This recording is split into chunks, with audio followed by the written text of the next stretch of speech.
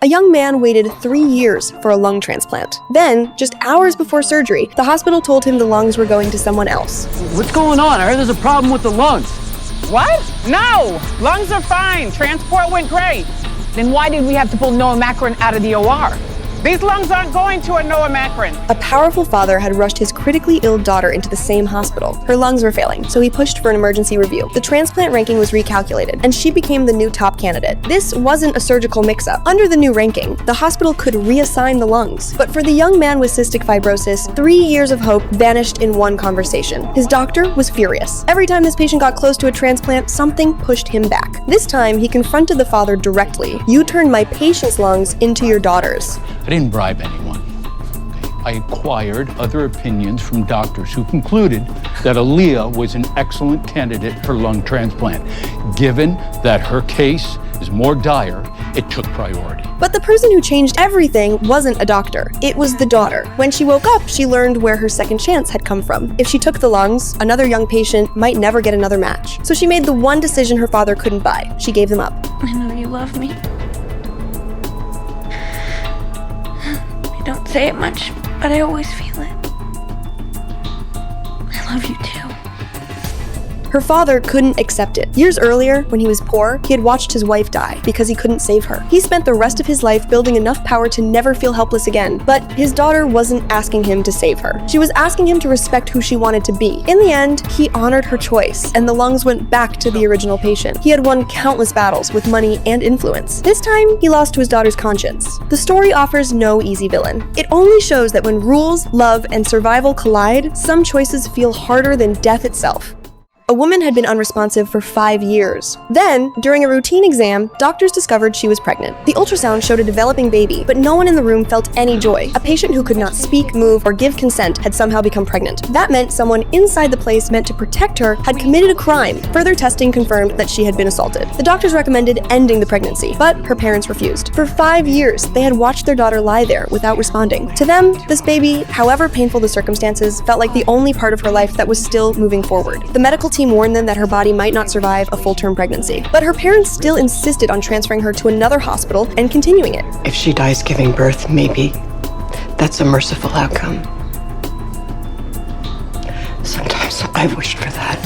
The doctors had little choice but to respect the decision of her legal guardians. Then, just before the transfer, a psychiatrist noticed something everyone else had missed. The woman could not follow an object from side to side. But when she was told to look up, her eyes moved upward. When she was told to look down, they moved again. She was not in a vegetative state. She had a rare condition called locked-in syndrome. Her mind had been awake the entire time. Her body had simply cut off almost every way she could communicate. Doctors proposed using an eye-tracking device so she could control a computer and finally speak for herself. And for the first time, the decision about the pregnancy could belong to her, not her doctors and not her parents. Her family broke down in tears. Their daughter was still there, and there was finally hope of reaching her. But that hope revealed something even more horrifying. If she had been conscious for all 5 years, then she knew whenever her attacker entered the room, she could see him, she could hear him, she understood what was happening. She had simply been trapped inside her own body, unable to call for help.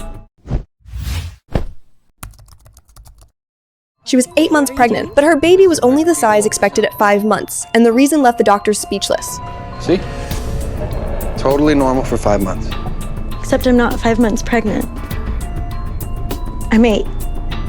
The mother believed anything processed or chemical could poison her child. She stopped taking prenatal vitamins. She cut out eggs, milk, meat, and almost every real source of protein. To keep the pregnancy pure, she lived on rice, water, and a few raw vegetables. In her mind, she was protecting the baby. In reality, both of them were starving. The doctors warned her that the fetus had severe growth restriction. Without immediate nutrition, the baby might not survive long enough to be born. They offered IV nutrition, but the moment she heard it contained manufactured ingredients, she refused. And that created an impossible situation. She was conscious. She understood the risk. Legally, the hospital could not force treatment on her even while the baby's condition kept getting worse. Dr. Natalie Manning turned to the woman's husband, hoping he could change her mind. He was terrified of losing both his wife and his child, but even he couldn't get through to her. I am so scared my wife and my baby are gonna die.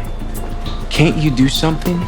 Desperate, Natalie made a decision that could destroy her career. When no one else was in the room, she secretly added concentrated nutrients to the patient's IV. The woman caught her. She fought the treatment and accused Natalie of poisoning them. Administering treatment without consent could cost Natalie her license and expose her to legal action. So Natalie stopped arguing with charts and lab results. She sat beside the patient and spoke to her as one mother to another. I understand why you're afraid, but the choice you're making could kill your baby. It is really scary being solely responsible for that tiny, defenseless person inside of you.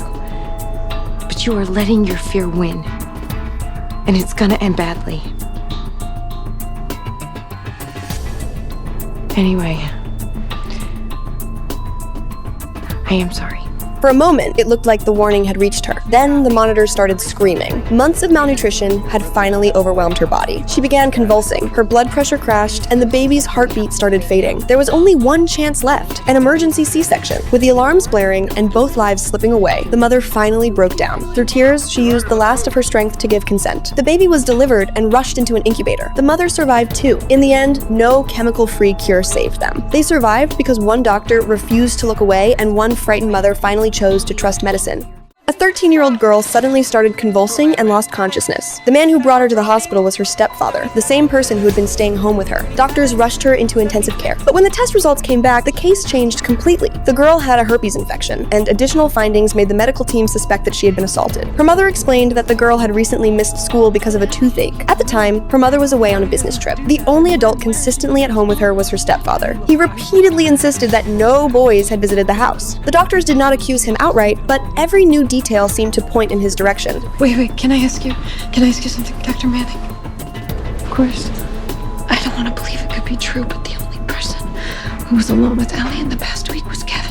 Even the girl's mother began looking at her husband differently. The hospital contacted police, and investigators started treating him as their main suspect. Then the forensic evidence came back. The DNA recovered in the investigation did not match the stepfather. The man everyone had suspected was innocent. So if he had not hurt her, who had? A toxicology test revealed another clue. A small amount of triazolam, a powerful sedative, was found in the girl's system. The hospital had never given her that medication. That detail triggered a memory. Shortly before becoming sick, the girl had gone to a dentist because of severe tooth pain. Investigators followed the lead and uncovered the real source of the drug. During treatment, the dentist had used a strong sedative that left the girl unconscious. He then assaulted her while she was unable to protect herself. Because of the medication, she woke up with little or no memory of what had happened. The police suspect instead of nitrous, he used triazolam.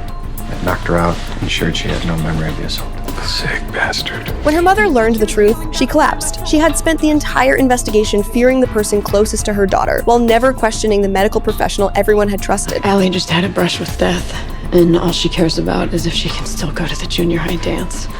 She's so innocent. I don't want to take that from her. One day we'll have to, but not today. We understand. The most dangerous person in the story was not hiding in a dark alley. He was standing under bright lights, wearing a title that made everyone lower their guard.